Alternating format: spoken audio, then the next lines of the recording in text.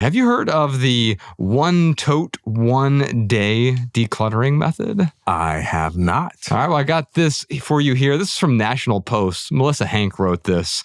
The subtitle is, "The technique is designed to attack and defend against visible mess." Despite the best efforts of Marie Kondo and the advice of countless professional organizers, decluttering seems to be one of those tasks we just can't master. Witness the many techniques that promise an organized home in record time. Each has a catchy name, as if success is born of TikTok-ready hashtags. But still, we hope and we try. It helps to remember that no one solution can suit the needs, personalities, and schedules of everyone. So while the packing party method, made famous by the Minimalists, may work for some people, others might win with the KonMari method, devised by Marie Kondo, or the 80-20 method, or something else, which brings us to the one tote, one day method.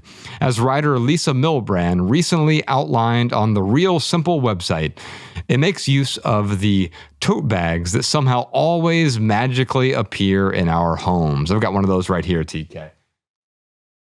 We were using this for a previous segment. I had all my sleeping stuff in here and a pillow and all this other stuff. But now I can just take this is the one that I take to the grocery store, right?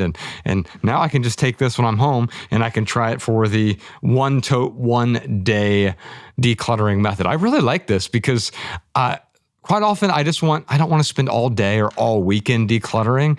And it's like, how do you eat an elephant? Because it feels like we have an elephant of stuff in our homes. You eat the elephant one bite at a time. And I think this is perfect for that. Return to text, which brings us to the one tote, one day method, as Lisa Milbrand recently outlined on the Real Simple website. Okay. She says, you pick a room, grab a tote, and fill it fast with things that don't belong in there, whether it's stuff that you can trash or stuff that belongs in another room, explained Milbrand. Then you dispose of the contents and prep your bag for another go the next day. I would add to this. I would add two other things that I think would make this more fun and interesting. And the first one is set a timer. Maybe you go into the room with the tote and it's 5 minutes or it's 2 minutes. What can I get in this bag quickly? Because part of the problem with decluttering is it's hard to make a decision.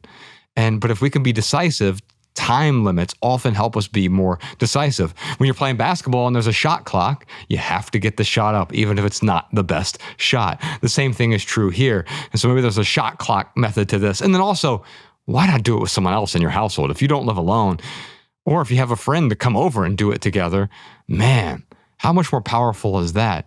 If my wife and I or my daughter and I have 2 minutes and one tote bag each, how much stuff are we going to put in here in 2 minutes? And then whoever has the most stuff in their tote bag at the end of that 2 minutes, they win whatever the bet is at that point. Yeah, it's kind of like reverse Halloween, right? Like stuff that bag with candy, whoever has the most wins.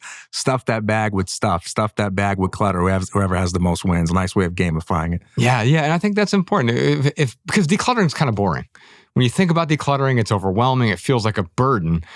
Finding any way to make it more playful, that's why I really enjoy this. Milbrand described trying the method in her entryway. She noted that since items tended to accumulate in the entryway, she could fill the bag quickly and make it a daily habit. Plus, the entryway is a high traffic area, and implementing the technique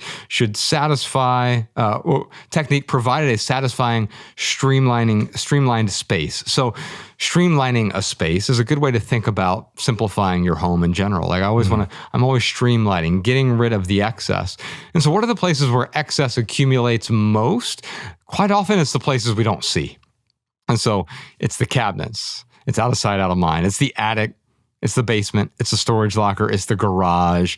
And so this method would not work as well for those areas because they may be so super abundant, it might be more difficult. But I would say that for the areas in which you walk through and spend time in regularly, like the entryway or your living room or your bedroom or your kitchen, I think this is an amazing technique that will get you simplified and streamlined within a couple minutes. And then you have to figure out what to do with those things. I'd probably couple it with something like when we do the 30-day minimalism game, for example.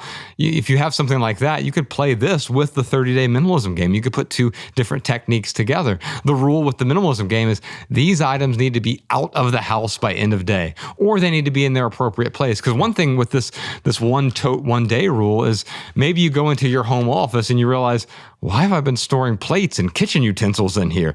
Get this. And so it's not that I'm donating or throwing these things out. I'm now taking this bag and putting those things in their appropriate place. Maybe that's the recycle bin. Maybe that's the donation box, or maybe it just goes back into the room in which they belong. All right. She says, the one tote, one day method seemed custom made for managing visible clutter. It helped me quickly coral papers, packages, trash, and other things that were just left out on the console and even on the floor. There was a clear before and after difference that I was able to achieve in barely no time. Milbrand did the same with she did note some downsides. While throwing out the trash she collected was easy enough, sometimes she didn't get to the putting things away part, and the method wouldn't work for certain spaces like the pantry, which I just said that. Some of these places need more in-depth decluttering, and it's going to take some time. But for the high traffic areas, I think this is great. Still, she gave the one tote, one day method a thumbs up. To me, this decluttering method is ideal for those hurry and clean up before friends come over moments to help you look more organized and put together than you actually are.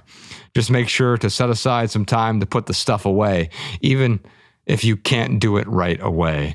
I would recommend that, okay, if I'm going to set a timer for 2 minutes, I'm going to set another timer for 5 minutes, and now I'm going to put the stuff away, because now you're creating a separate burden. I've just moved the clutter into a bag for later. We don't want that.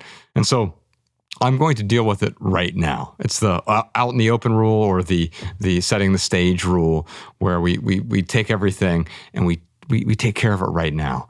I don't want to put it off till tomorrow. So I think the biggest downside to this would be oh yeah, I'll just fill all these bags with clutter, and now I have a room full of bags full of clutter, and I want to deal with it right now. I don't want to wait. I hope you enjoyed that highlight from the Minimalist Private Podcast. If you'd like another highlight, check out this video. If you'd like to watch the minimal episode, check out this video. Or if you'd like to dive deep into full episodes of the Minimalist Private Podcast, head on over to Patreon. The link is in the description. Your support keeps our podcast and YouTube channel 100% advertisement free.